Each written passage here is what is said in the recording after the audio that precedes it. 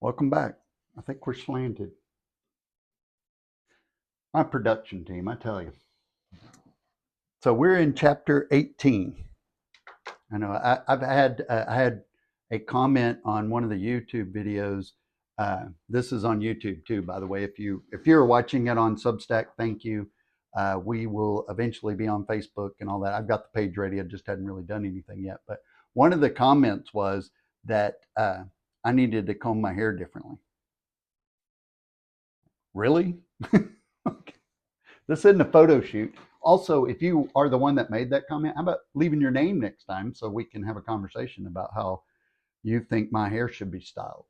Because my production team and my makeup and wardrobe team are the same people. They're me.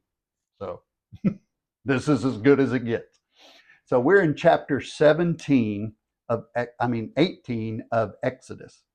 And I will be honest with you, it would be a lot more fun to stop now. And the reason is we're about to uncover some stuff that are going to make some people uncomfortable. Some people are going to drop out altogether and say, I don't want to do this anymore. I don't like him. And the reason I know this is because I taught this a little over a year and a half ago. And one of the ladies in the class got really, really upset with me because she didn't like some of the things that God said. And my response was, I'm not saying it. God is saying it. Your argument is with God, just like Moshe. And it was so odd that we had just covered the Israelites blaming the messenger and not God. And she did it.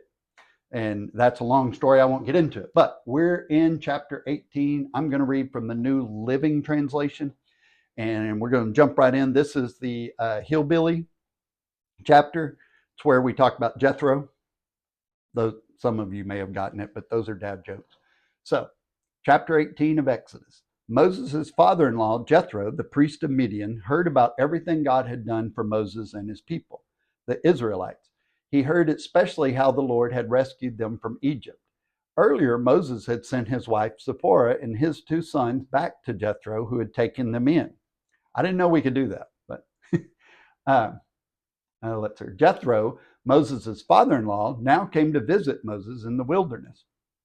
He brought Moses' wife and two sons with him, and they arrived while Moses and the people were camped near the mountain of God. Jethro had sent a message to Moses saying, I, Jethro, your father-in-law, am coming to see you with your wife and your two sons. So Moses went out to meet his father-in-law. He bowed low and kissed him. They asked about each other's welfare and then went into Moses' tent.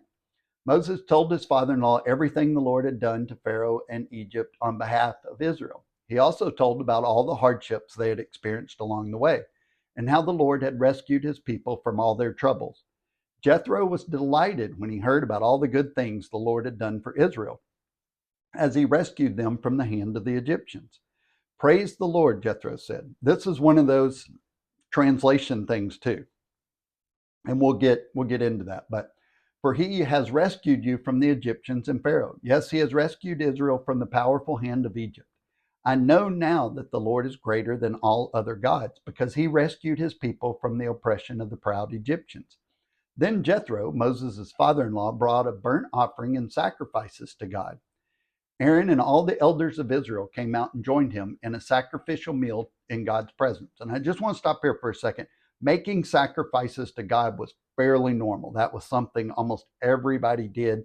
That's kind of how you appeased the God of wherever you were. So, excuse me.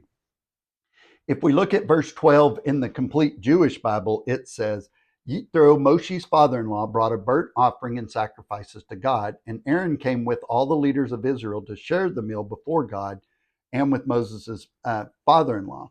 The verse before verse 11. Now I know that Adonai is greater than all other gods because he rescued those who were treated so arrogantly. And the problem is when we just say Lord, most of us think of Jesus. We don't think of God. And so some of that has been done intentionally, and then some of it is just poor translation. And you're probably thinking, well, why does that matter? Why is he always griping about that? I promise it will become more important as we progress. That's why I keep hammering on it. So the next day, Moses took his seat to hear the people's disputes against each other. They waited before him from morning till evening. And when Moses' father-in-law saw all that Moses was doing for the people, he asked, "What are you really accomplishing here? Why are you trying to do all of this alone while everyone stands around you from morning till evening?" Moses replied, "Because the people come to me to get a ruling from God. When disputes arise, they come to me. I am the one who settles the case between the quarreling parties. I inform people of God's decrees and give them his instructions." "That is not good," Moses' father-in-law exclaimed. "You're going to wear yourself out, and the people too. This job is too heavy a burden for you to handle all by yourself. Now listen to me and let me give you a word of advice, and may God be with you. You should continue to be the people's representative before God, bringing their disputes to him. Teach them God's decrees and give them his instructions. Show them how to conduct their lives. But select from all the people some capable, honest men who fear God and hate bribes. If you're on an elder board, that should apply to you. Appoint them as leaders over groups of 1,000, 150, and 10. They should always be available to solve people's common disputes, but have them bring the major cases to you. Let the leaders decide the smaller matters themselves. They will help you carry the load, making the task easier for you. If you follow this advice, and if God commands you to do so, then you will be able to endure the pressures, and all these people will go home in peace." Moses listened to his father-in-law's advice and followed his suggestion. That doesn't always happen. He chose capable men from all over Israel and appointed them as leaders over the people. He put them in charge of groups of 1,000, 150, and 10. These men were always available to solve the people's common disputes. They brought the major cases to Moses, but they took the smaller matters themselves. Soon after this, Moses said goodbye to his father-in-law, who returned to his own land. So this is a fairly short chapter, but the original language shows Jethro knew God's name. Knowing a God's name was important back then too, because that's how you got that God to do what you wanted. That was the belief. I'm not saying it's true. It just was a belief. It was true to them. You know, there are people that think the world's flat. There are people who think that, everything's a conspiracy. Well, if it's true to them, that's what we're talking about. And that's how we have to look at it. So one of Jethro's purposes was to bring Moses back his wife and his 2 sons. Because if you remember, she caused such a problem about the whole circumcision thing that he sent her home. And basically Jethro said, no, no, no, no, no. You took a wife, you get her back, and your sons. Don't send them home to me to raise. So verse 5 says that Moses was at the mountain of God. It was close to Midian, and there apparently had been some correspondence between Moses and Jethro, because he had been sending messages that he was coming. And this is also probably where he took him years earlier with the burning bush. So Jethro has the stories concerning the Hebrew God confirmed. Everything he had heard, Moses said, yeah, that's all true. He really did do all that huge stuff in Israel or in Egypt and brought us out. And in verse 11, he confesses that Jehovah is greater than all other gods. Remember, they all thought there were multiple gods. They were territorial gods, the God of this, the God of that. They believed this was a God, and they thought it was a strong God, but they didn't quite realize it was the only God. And before we beat up on the Egyptians or the Israelites, for that matter, is a lot of us feel that way. We didn't realize it early on, the full power. I still don't realize the full power of God, but I'm learning it as I go. We're progressing to understanding how big God really is. So that's why he made the sacrifice. This was also probably the way of making a covenant for them. I mean, it was a standard way of making a covenant, but that's probably how they did it, was make a sacrifice and have a meal. So did he renounce his other gods? Probably not. He simply acknowledged that Jehovah was the El, the chief God. So it was good that the people were learning to seek Jehovah, but it was bad that they all felt they could only approach Jehovah through Moses. God must have agreed with Jethro because Moses instituted it. And that's what's so neat about God. Neat's probably not a good word to use, but incredible about God. He used a non-Israelite to develop the establishment, really, of Israel's justice system. He took his advice. God used somebody that Moses would listen to on a practical level, and he instituted it, a non-Hebrew. So verse 21 says the judges would come from among all the people. So these would be just ordinary citizens. There weren't Levites yet. So, and Jethro, he was a Midianite. So he was part of a tribe that a few years later, God's going to order be destroyed. So it's not like he elevated him in the sense that he changed anything about him. He just used him. God can use anybody.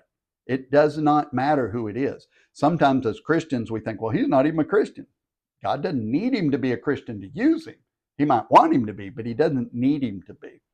So verse 21 said, the judiciary system is secular. It is just regular people. That's all it is. These are not priests or Levites yet.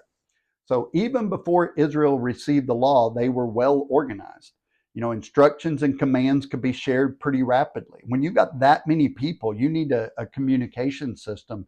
Otherwise, how are those people in the back going to get it? If you've ever taken a trip with like 50 people, that's a lot. 1,000 people is an enormous amount of people. We're talking millions, somewhere between 3 and 4 million people. So that way they could handle the everyday disputes and that kind of stuff. And that is a good God principle, is Jehovah is a God of order, not chaos. That craziness is not where God's at. He's about order. So God was showing that his laws and structures could be trusted. I find that really comforting, even though the modern day church has said, hey, the law doesn't matter. That law is not there so if you break it, you get busted and hammered down. That law is there to teach you how to live. Just like when your mom made you go to bed on time, it wasn't because she was mean and horrible. It was because you needed more sleep. So the rule or the law seemed horrible, but it was there for your benefit. It wasn't really, it was probably partially there for hers too. I know I sent my kids to bed early, but let's see. It was made clear that as long as Moses is alive, he is the final authority on all matters. This is one of the reasons I keep saying Moses was so elevated, because on earth, he was the final say in all matters. So early in Exodus, we're told that when Moses speaks, it's as if God speaks. This is why Moses is held in such high honor, because God basically elevated him to be God. He is his agent, his Meshach, what we consider Jesus to be the ultimate fulfiller of that agent on earth, fully God, fully man. This is Moses as a shadow of that. He wasn't God. He wasn't Jesus. He had been elevated to almost divine status. So when we see Jesus elevated to that, we will see the connection. We'll understand what's happening. The problem is we don't really read the Old Testament, so we didn't see any of that stuff, or at least I didn't for the first 50 years. So that's chapter 18. Again, and I don't want to sound like a broken record, but the next couple of chapters are going to be rough. And I just ask that you stick with me, pray, ask God to show you what's true and not true. And if you disagree with me, please come to me. But number one, don't go beat up another Christian. Don't go beat up your pastor. Don't go get online and say all these bad things about your church or anything like that. Let's study it together. That's the goal, for us to understand what God's word says, not what somebody else says. And we'll do that together if you just let me help you. And I'm learning too. Believe me, I'm going through this just like you are. So remember, love God, love people, and change the world.